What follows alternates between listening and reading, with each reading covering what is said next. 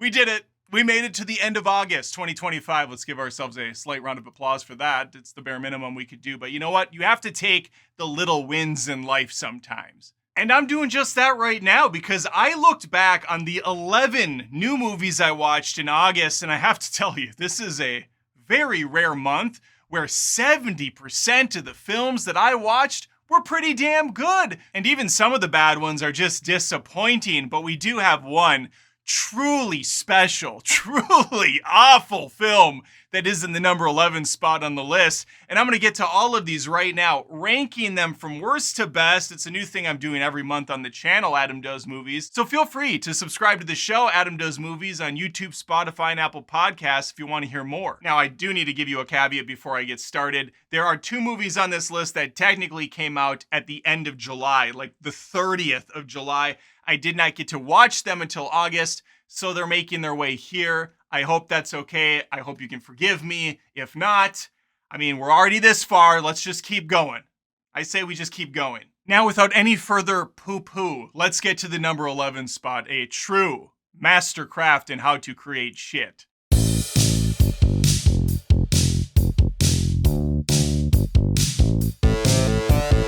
In the number 11 spot is War of the Worlds. The one thing I really appreciate about this movie is it goes out of its way to let the audience know, hey, there's no chance you're gonna get this film confused with the previous iterations, because this film truly stands on its own by sitting the entire film, because we are treated to Ice Cube sitting on his ass at his laptop fighting aliens with his chubby fingers and his keyboard. And when this man never puts his life on the line once fighting these creatures in the film, he's making sure to raise his kids right by spying on them through their phone conversations and their refrigerator, as one does. He even logs into his son's gamer account and deletes a game that the kid previously purchased. It's just good parenting. I think at one point he fat shames his daughter too, which I know will make his dead wife proud, as one of the final messages he listens to on repeat is her telling him to take out the garbage and be kind to the kids.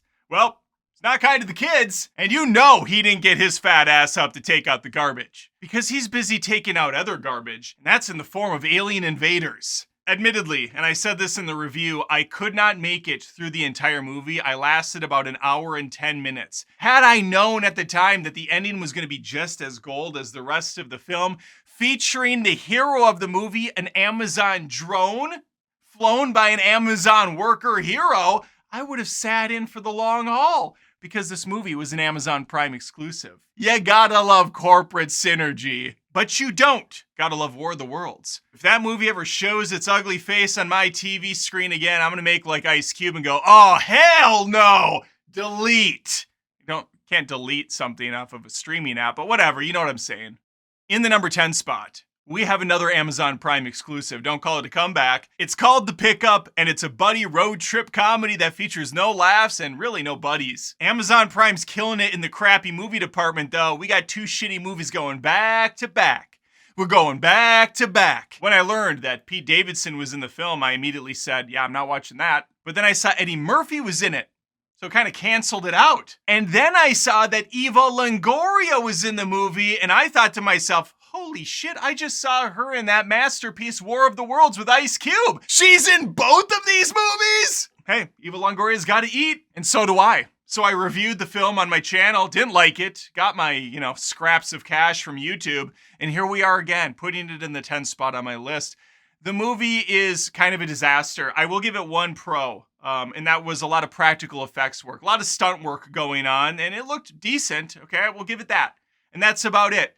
The plot's nonsensical, the characters are unlikable, they make dumb decisions left and right. I find it hilariously stupid that the easiest way to break into an armored car is to just open a flap and throw some smoke grenade inside. You're telling me this state-of-the-art contraption carrying tens of thousands of dollars has an easy access open point where you can just pop in a grenade? I don't think so. There is zero chance in hell one of these vehicles has the equivalent of a glory hole on the side of the passenger seat door. That was not my main gripe with the movie. Barely even scratches the surface. The film's just not funny. And it's a comedy, so it should have some laughs in it. There's barely any to be found. The premise of the kind of bad lady taking these guys hostage forcing them to go on this heist with her, even though she has no leverage on them because Eddie Murphy's wife ends up joining for the ride anyways. It's asinine. At one point in the final act, they're surrounded by security guards. She has zero leverage or any sort of threat that she can pose on these guys, and no one says anything? Some people said the story reeks of being generated by AI, and to them I say, that's kind of doing AI a disservice. Let's continue. In the number 9 spot is East of Wall, a movie so boring I'm already kind of sick of talking about, and I just got started. I don't put this in the downright bad category, I just put it into the yawn, why was this made category. Now, it's loosely based on a true story with real characters who actually played themselves in the movie. It's your classic tale of a strong female lead raising a bunch of kids, some aren't even hers, with a dead husband. She's on a farm. She's like a horse whisperer. She knows exactly what these animals need. Big business comes in. He wants to buy the place, make some changes, yada, yada, yada. It's also a coming of age tale because we split time with the daughter as well. Now on paper, this premise is fine. It's worked many times over. I like a good based on true story, feel-goodery film. But the movie is so unfocused with what story it really wants to tell. It manages to have a beginning, not really much of a middle, and the ending is just kind of there. I didn't really get much out of it. It's a story that doesn't have any satisfactory close. And while some people will appreciate the dive into trauma and what that means for the people in the film, to me, it's just kind of been there, done that, but the approach was very stale. Cinematography-wise, it looks very nice. Some shaky cam stuff going on, but not egregious. It works for the tale that they're telling, kind of a quasi-documentary approach to it. There's just no hard-hitting emotional moments. It tries to go there. I don't think it sticks the landing. It has a little bit of A24 artsy shit going on too, with some of the shots of the Black Hills. Again, it doesn't amount to much of anything, and you just find yourself sitting there going, is this almost over? Because I get what they're doing, and I'm just not that interested. In the number 8 spot is another movie no one heard of, but I went out and saw it anyways, called Americana. Kind of an indie film with Sydney Sweeney, that actress from those jeans ads, and Halsey, who has a song called New Americana. Maybe she got the role just for that alone, I don't know. I will say I was impressed with Halsey here. She has some acting chops.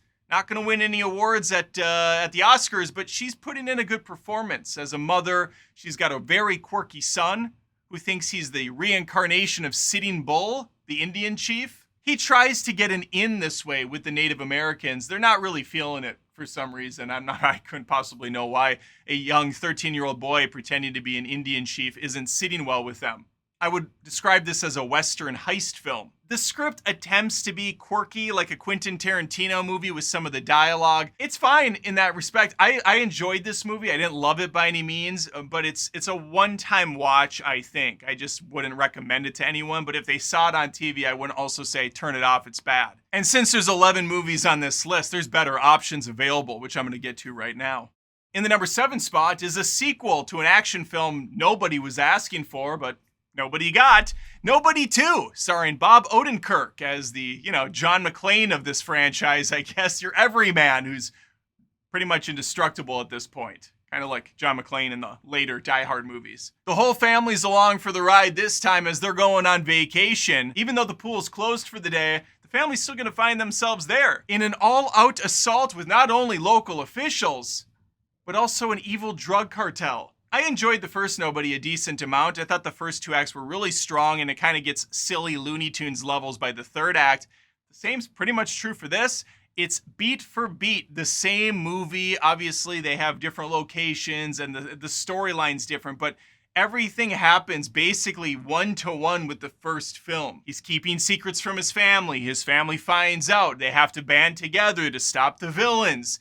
And even the final act is another kill box, just like the first film. So from a story perspective and a flow, it's pretty much the same wash, rinse, repeat again. However, the thing that kind of makes this movie more interesting is it goes more silly. It's more Deadpool this time and less John Wick. If you like the world building from the first Nobody, that's gone this time around, replaced with more humor. And I think that was a smart choice. It helps differentiate itself from a John Wick or a Ballerina. It becomes its own thing. And because there's enough action, this movie's in and out before you know it, and you have fun characters returning once more, it's an easy watch.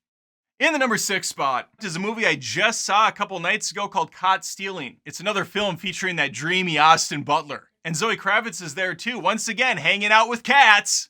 I mean, just one cat, but it's very adorable and it gets a lot of screen time. It's arguably the best character in this film, which I found to be delightful. Some people have been coming up to me on the streets, tears in their eyes, saying, "Sir, Adam," as they address me always, "Sir, what did you think of Cod Stealing? Is it the best movie of the year like I think it is?" And I say to them, "Begone, peasant, I don't have time for you." But as they're leaving, I yell out, "No, I enjoyed it, but it's not the best movie this year, buddy." And then there's a little twinkle in their eye because I called them buddy, but I was saying it with kind of a little bit of resentment.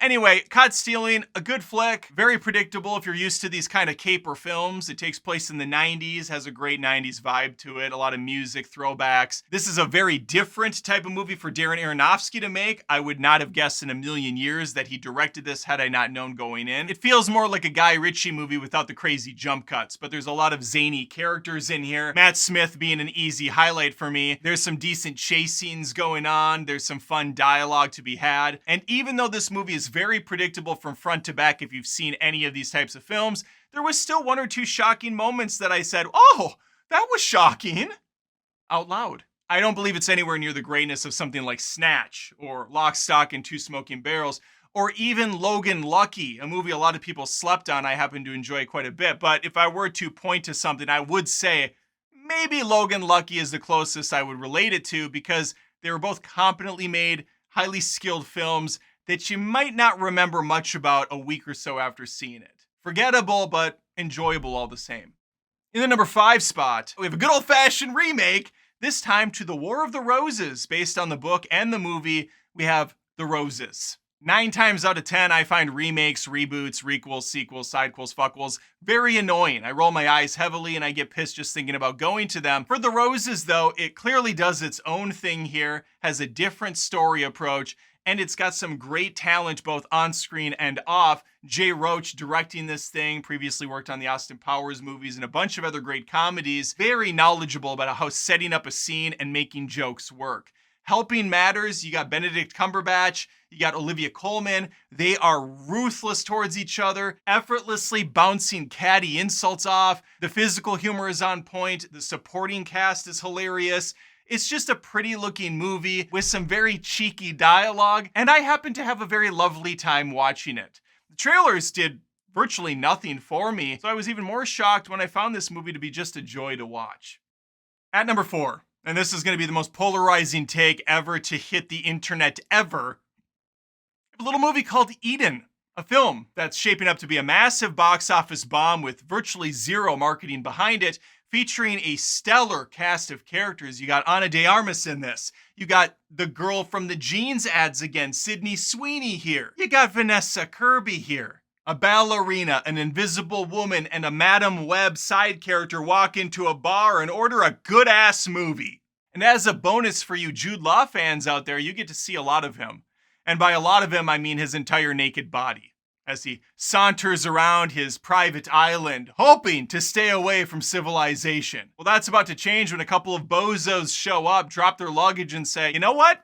I like the Galapagos. I think I'll stay here." And so this movie is going to be a nasty game of cat and mouse, trying to get different factions off of the island, making backroom deals, backstabbing, straight up killing each other by the time the film winds down. Early reviews were very negative on this thing. I was hearing it was a terrible movie. So I went in thinking the worst, and the movie convinced me it was good. I had a good time with this. It is based on a true story, loosely, I would say.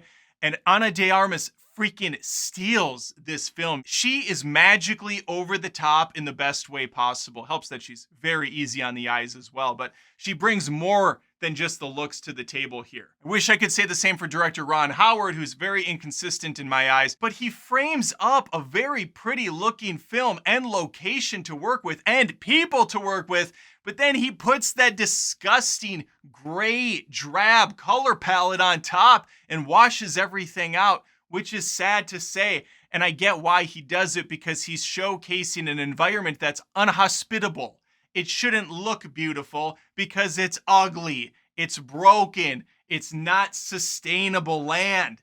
but that doesn't mean it still can't look beautiful. And in fact, I think it could have actually elevated the material even further, showcasing a very pretty looking picture that has a very nasty underbelly. Hang-ups aside, Eden really surprised me, and I had a great time watching it. I think you should give it a shot if you were hesitant. At number 3, we have The Naked Gun. Frank Drebin returns in junior form.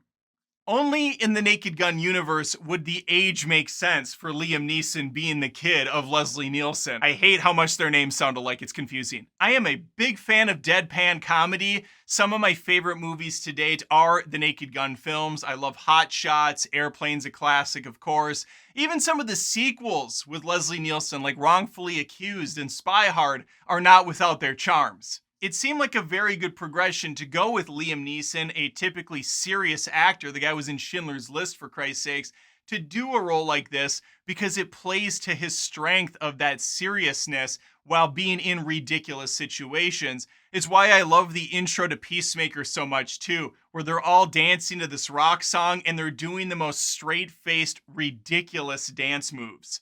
It's unnatural and inherently funny to me. And thankfully, The Naked Gun, for the most part, does a great job continuing what the first trilogy did, and the Police Squad TV series that was very short-lived. You can find it on YouTube. There's some great jokes in there as well. Liam Neeson's very strong here, and the jokes are coming at you rapid fire, from visual gags to just some fun play on words. Not only that, though, Pam Anderson provides some very funny scenes, especially when she's bebopping and skit-scatting in a nightclub. The snowman scene is worth the price of admission alone. But overall, it was so nice to be in a movie theater laughing with a bunch of audience members again. The last time I was at a movie laughing my ass off like this was when we all went and saw Deadpool and Wolverine opening night. That was a fun-ass film to watch and then never really think about again. Hopefully this is just the beginning of a resurgence of comedy films in this vein. I know there's another scary movie in the works, which I'm excited for. There's another Spaceballs coming out. We got Spaceballs 2. It sounds like the parody deadpan movies are back, baby. And I'm here for it. In the number 2 spot is a body horror movie called Together. Think of The Substance, but if it was for mainstream audiences. I tried showing The Substance to my wife. She still has not forgiven me for that. But I knew that Together was tame enough with the body stuff that she could handle it and maybe forgive me a little bit. And you know what? She loved it. And I saw it twice and I had a great time both times. It would be like the Chevelle to the Tool. They got some similarities. Obviously, one's propped up and respected a lot more than the other, but the mainstream is going to appreciate the shorter runtime of the music and some of the easier to understand melodies. That's where I'm at with Together. It's a very competent, very confidently made film that knows exactly where it wants to go. It teases getting there. It is predictable, but I'm okay because I'm along for the ride.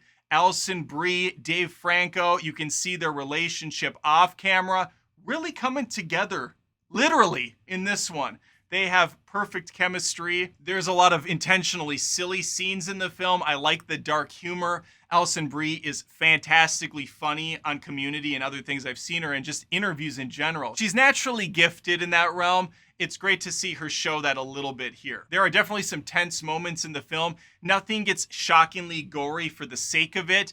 It's just well made, well structured. It's never dull. It presents the mystery in an interesting way, and the payoff feels warranted at the end of the movie. Where they went with it seems necessary. Before I get into the number 1 spot, I should point out there will be spoilers for this movie. I can't talk about it. I can't gush about it enough without going into detail why. And speaking of endings, let's talk about Weapons. My number 1 pick for the month of August, a movie I really enjoyed, but a movie that also really let me down because of the final last 15 seconds of the film. The movie was so good that I wanted more. I wanted it to really nail the landing, really hit me over the head with the emotions, and it just kind of ends on a whimper, which really bummed me out. But overall, I cannot let a final little bit of film ruin what was otherwise an incredible roller coaster ride to experience.